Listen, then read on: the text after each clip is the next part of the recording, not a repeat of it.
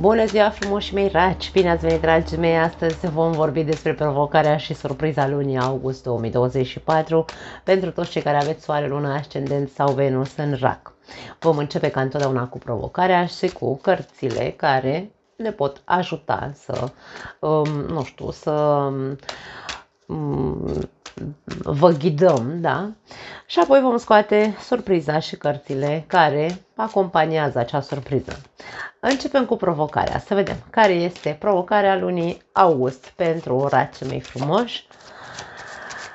O lăsăm să iasă singuri, că nu intervenim. Ok, avem două cărți care au sărit. Avem forța și doiul de spade. Ca provocare,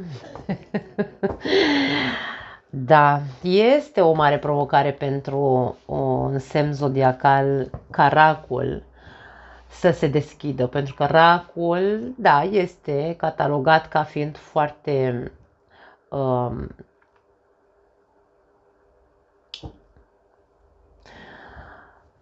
simțitor, să spunem așa, că simte foarte mult, da, că este foarte emoțional, dar nu se vorbește foarte mult de carapacea sau protecția pe care racul o are întotdeauna, da.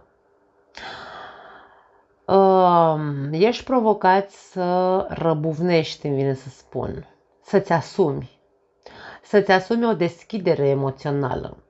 Tu ai o situație în viața ta pe care o amâni de foarte mult timp. Nu știu, situația poate fi oricare, poate e nevoie, poate de mult timp tu stai așa și te ascunzi după o cortină și zici, ok, mă fac că nu văd că am acest aspect în viața mea și că trebuie neapărat să iau atitudine. Provocarea este să iei atitudine acelei probleme pe care o tot amâni, indiferent care este acea problemă. Pentru fiecare dintre voi este diferită acea problemă, așadar provocarea este ia atitudine pentru a rezolva ceva ce tot amâni de mult timp. Are legătură cu a răbuvni, a te deschide și a spune odată pentru totdeauna, asumându-ți cu forța. Aici este vorba despre îmi asum când spun ceva, îmi asum că poate aici avem luna, da? Poate am ascuns anumite lucruri pe care mi-aș fi dorit să le spun și nu le-am spus și am tot stat și m-am sufocat eu cu lucrurile alea, da? Deci aici despre asta este vorba, dragi raci. Hai să vedem ce vă poate ajuta să luați atitudine odată în acea povestioară pe care o tot amânați. Ia uite, împărăteasa, trebuie să fii să te asumi tu ca persoană sau să-ți asumi poziția în fața ta, respectul de sine. Băi, acest aspect pe care sau o situație pe care tu ai amânat-o, întreabă-te dacă te-am puternicit, te-am puternicit, a făcut mai puternic, crezi mai mult în tine sau te-a făcut mai vulnerabil. Pentru că aici protecția este pe vulnerabilitate. Nu vreau să fiu vulnerabil și amân să arăt vulnerabilitatea mea. Atitudinea sau, mă rog, prima carte de ajutor este puterea personală. Trebuie să intri din nou în această putere personală ca să poți să iei această decizie de a te deschide și a-ți asuma că ceea ce tu ai de spus, de transmis din interiorul tău și tot amâni, asumă-ți ca să poți să trăiești. Îmi vine să spun cu capul sus. Nu știu de ce simt să transmit acest aspect. Hai să vedem ce mai avem aici ca ajutor pentru voi. Ups, ok, nu au sărit aici foarte multe. A sărit una dintre cărți. Prima care a sărit este Roata Norocului. Te învârți în cerc de cel puțin un an de zile. Roata Norocului vine și ne arată acest aspect. Dacă tu îți asumi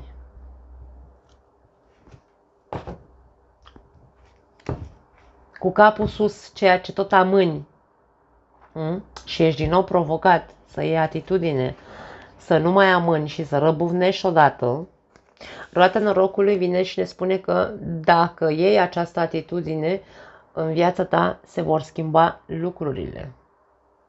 Vei vedea altceva. Hai să vedem mai departe. Foarte interesant. Măi, ce tot țineți voi acolo înăuntru vostru? Cavaler de spade și hai să mai scoatem și ultima carte. Ok, 8 de cupe, da. Deci aici este vorba despre unii dintre voi. Ia uite, azi de cupe. Are legătură cu iubirea sau are legătură cu partenerul de viață, are legătură cu o relație aici sau de ce nu un proiect pe care l-am amâni? Poate fi și asta. Un proiect pe care l-am amâni pentru că ți este frică să nu cumva să nu fie ce trebuie pentru tine. Sau decizia, dacă e vorba pe plan emoțional, decizia pe care o tot amâni și nu răbufnești este probabil tot din frica faptului că vei fi pus la zid, că vei fi judecat. Unii dintre voi probabil că ceea ce vă doriți este să părăsiți o locație, ați avut de foarte multe ori impulsul de a o face, dar v-ați reprimat aici. Ați avut atât de multă voință să stați și să înghițiți, să vă înghițiți propriile cuvinte, propriile... Da, deci zvâcul ăla care era exista în tine și vroia să iasă la suprafață, l-ai ținut acolo, l-ai legat la gură, să nu te-ai legat la gură singur, să nu zici nimic, de frică probabil că vei fi judecat și că nu vei mai avea această imagine impecabilă. Poate fi pentru unii dintre voi.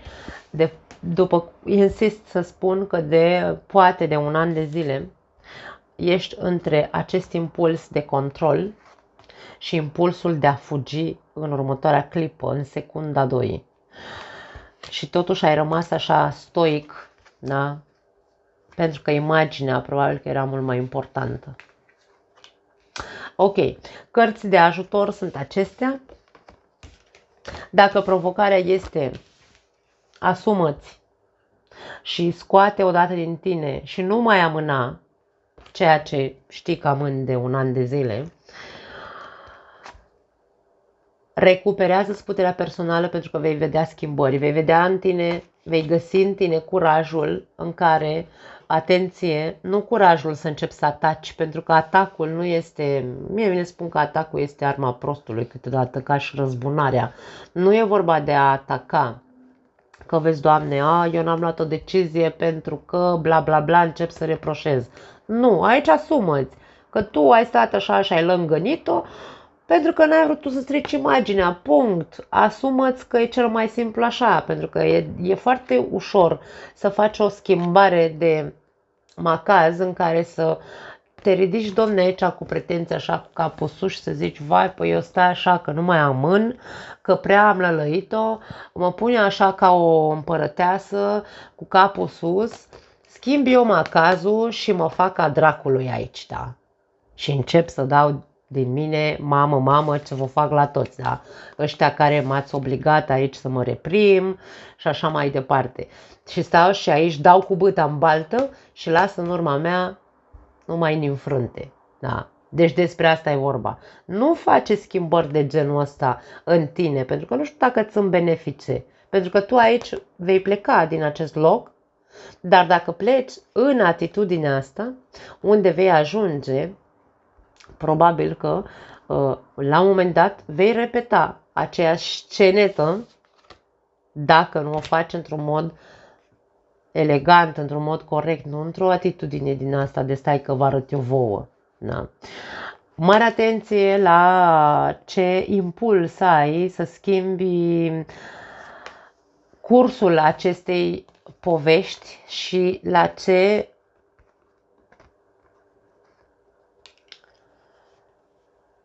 decizia pe care o iei să îți asumi, să ți-o asumi într-un mod violent. Aici e vorba pur și simplu de curaj. Pentru că aici e vorba despre lucruri pe care tu în trecut le-ai întors spatele, nu ți-a plăcut ce ai trăit, n-a fost satisfăcător pentru tine acest trecut, acest ultim an, insist aici, este foarte insistentă conotația ultimului an din viața racilor și aici e vorba despre curajul de a-mi rezolva problema asta pentru a nu o mai repeta, pentru că eu pot, de exemplu, dacă vorbim despre o relație, eu pot aici să fi reprimat un an de zile, nu știu, un partener controlator, să nu-i fi spus nimic, să nu-l deranjez, că mi-era frică că poate, nu știu, mă părăsește și că nu sunt nimeni fără partenerul ăsta, bla bla, zic, inventez și eu o poveste aici, da? Dar în momentul în care mi se face click în cap că luna asta, august, din nou sunt provocat să mă deschid, din nou va fi o presiune, din nou va exista ceva aici care să mă oblige într-un fel sau altul să iau atitudine, vor fi anumite evenimente care te vor obliga, dar dacă tu nu preiei controlul a ceea ce ai tot reprimat într-un an de zile în relația ta și te împuternicești într-un mod elegant, insist cu eleganță aici, în care să spui, ok, uite, mie îmi pare rău, da? Am curajul, acum am curajul să mă ridic în picioare ca o împărăteasă, am curaj să spun că ne învârtim în cerc de un an de zile și că eu așa nu mai pot, eu am nevoie să ies de aici pentru că mă sufoc, da? Cam asta este, hai să zicem, sfatul, da, acestei combinații de cărți. Depinde de voi dacă atitudinea voastră va fi una de curaj sau una de violență, pentru că asta nu o pot controla eu. Fiecare dintre voi simțiți într-un fel anume. Vei repeta din nou aceeași poveste, la fel vei putea intra într-o altă relație, dacă asta care o ai nu te mai satisface pentru că vorbim despre control, posesivitate, gelozie și așa mai departe. Vei părăsi această relație într-un mod violent, dar vei intra într-o altă relație în care vei repeta aceeași poveste. Despre asta e vorba, da? Cred că a rămas destul de bine înțeles. Hai să vedem care e surpriza pentru voi în această perioadă. Ok, ia uite. 2 cărți și la surpriză. Diavolul și 10 de monede. Are legătură tot cu casa. La voi are legătură cu casa, cu partea emoțională din viața voastră. Aici surpriza este că probabil vor ieși la lumină anumite lucruri urâte din familia ta. Ori tu, pentru că vei răbufni în cazul în care vorbim despre acea atitudine critică și dezastruoasă a cavalerului de spade pe care l-am văzut în surpriză. Ori aici cineva din familia ta va încerca să te controleze, din nou vorbim despre control. La voi are legătură cu acest aspect. Hai să vedem ce este vorba despre iubire, probabil despre familie. Regina de bâte, 2 de monede, 6 de bâte. Și o să multe, nu? Ok, încă 1, 2, cel mult 3, tot 3. Hai să le luăm, că nu se poate. Cu voi nu se poate, văd. 9 de cupe, rege de spade și 3 de bâte. Atenție mare, am 2 cărți de orgoliu aici. Nu știu dacă amândoi sunteți foarte egocentrici, îmi vine să spun. Da, egocentrici, nu egoiști. Egocentrici. Nu știu dacă nu cumva amândoi ați dezechilibrat în timp această relație. Aici nu este vorba despre, vezi, Doamne, am stat și... Stai că n-am strâns cărțile astea de la... Da? Nu le-am strâns. Fiecare dintre voi a stat și ați înghițit anumite... V-ați făcut că n-ați văzut ceva. Dacă voi ce v-ați făcut că n-ați văzut este că amândoi ați participat aici, da? La dezechilibrarea și toxicitatea și urâtul acestei relații, ați făcut-o urâtă, îmi vine să spun. Nu neapărat vorbim despre toxicitate, că vezi, Doamne, adicții sau, nu știu, băutură sau înșelaturi sau... Nu neapărat. Diavolul poate veni cu orice, într-adevăr. Dar Mie vine să spun că dezechilibrul acestei relații și urățenia acestei relații vine pe ambele părți, pentru că fiecare a fost aici cu ego-ul său inflamat. Fiecare a crezut că are dreptate în felul lui în ceea ce privește povestea acestei relații, pentru că Treiul de băte este cartea întregului tablou. Și aici avem judecătorul suprem. Care dintre voi este într-o energie atât de bună, cu autostimă atât de mare, mă refer?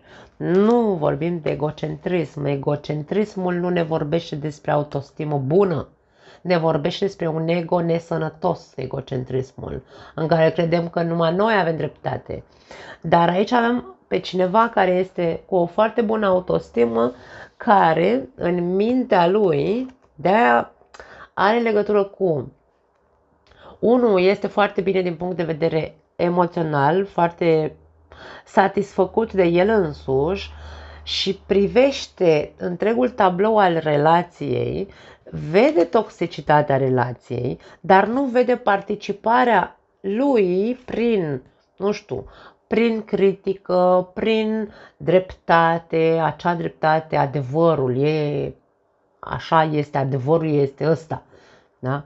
Și nu vede participarea lui din punct de vedere egocentric la urățenia acestei relații. Nu știu dacă s-a înțeles. Da, eu sigur s-a înțeles că voi sunteți oameni inteligenți. Da? Deci aici este vorba despre asta. Ce poveste v-ați spus? Fiecare dintre voi nu are importanță. Aici nu neapărat că e vorba despre parteneri de viață, poate fi vorba despre părinți, da? Părinți și copii. E cartea familiei, oricine din familie. Nu neapărat relația ca familie. Este o tensiune, da? Surpriza este că vine din nou o tensiune în această relație în care, acum, alegem, domne, ce facem? Cât o mai ținem așa? Cât o mai ținem aici fiecare cu ego-ul lui? Cât o mai ținem aici fiecare cu mândria lui? Hai să facem pace odată, încercând, cumva, următoarele 3 luni de zile, vine să spun, să ne dăm voie, într-un mod foarte, ca un pact, face un pact. Băi, 3 luni de zile nu mai vorbim, fiecare cu pizda mății aici, da? 9 de cupe, văd de treaba mea, nu te mai sun, nu mă mai cauți, nu... Da, deci aici vorba despre... N-avem cum altfel să rezolvăm tensiunile astea dacă stăm în continuare în a cântări din ego cine are dreptate mai mare în această răfuială, ce-o fi ea, habar n-am, diavolul ăsta, după cum am zis, poate veni cu orice. Nu ne mai căutăm, uite așa, 3 luni de zile stăm așa, pactul între noi, batem palma, nu mai avem ce să discutăm, cel puțin 3 luni până nu ne vine așa, cumva mintea la cap la fiecare dintre noi.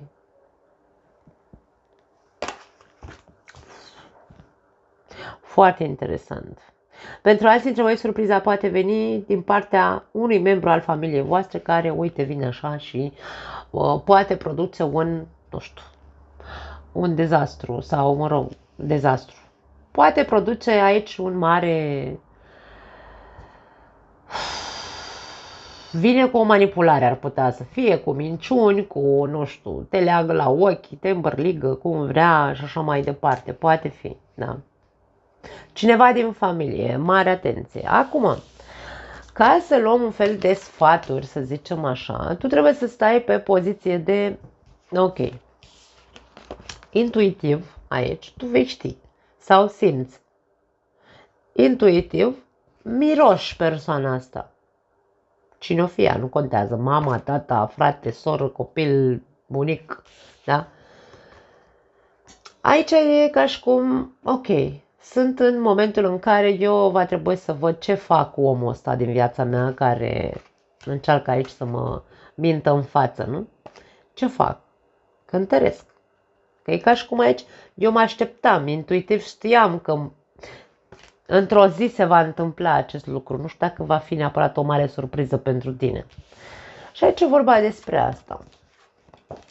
Judecătorul suprem, cum îl numesc eu pe regele de spade, este mintea noastră clară în care știm ce e cel mai bine pentru noi. Nu doar stăm să ne protejăm de persoana respectivă, ci va trebui să luăm o decizie, să tăiem cumva, să tăiem aici lanțurile astea în care această persoană are putere să ne mintă în față sau să ne manipuleze, da?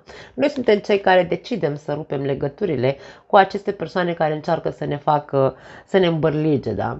Și atunci au o atitudine și mă gândesc că mie mi-e mult mai bine singur decât în companii de genul ăsta, indiferent că sunt parte din familia mea. Da. Poate sună tragic, poate sună ciudat pentru unii dintre voi, pentru că pentru RAC familia e ca și cum nu contează ce rahat avem în familia noastră, e familia noastră, dar la un moment dat unul se satură, da, și are și el așa mândria lui și are și el instinctul lui, să zicem, și cel mai corect este mai bine singur decât cu așa familie de rahat. Îmi pare rău să spun asta. Da, cam asta e ceea ce mie îmi transmit în acest moment aceste cărți. Nu mai am altceva pentru voi, dragii mei. Vă pup, vă iubesc. Ne vedem data viitoare. Ciao!